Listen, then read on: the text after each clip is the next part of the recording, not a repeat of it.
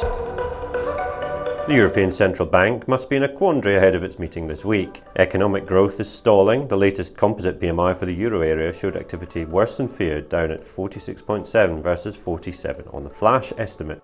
The August services PMI slumped to a 30-month low, and manufacturing continues to show declining output. Q2 growth was revised down to just 0.1% from 0.3% initially, and all this while unemployment is at a record low 6.4%, which is stoking wage growth and inflation.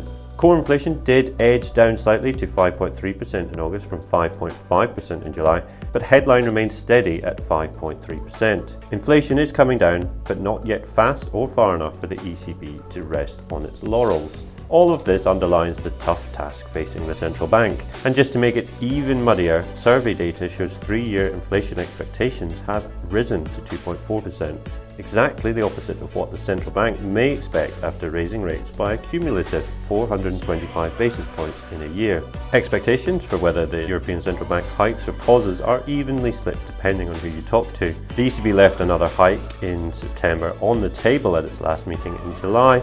So how much have things changed? Well, the economic outlook is worse, but inflation is a shade cooler. So does that mean it's time to pause? Minutes from the ECB July meeting illustrated a bias towards tightening, but policymakers are starting to worry about doing too much. In July, the ECB was more worried about inflation being too high than anything else, but only just. That calculation may have become more balanced, and a pause could be the easier course of action for the central bank. On the other hand, the ECB will be worried about the inflation expectation survey and prefer not to stop prematurely. Partly this will be down to fears about a wage price spiral with unemployment still so low. ECB officials have been preparing the ground.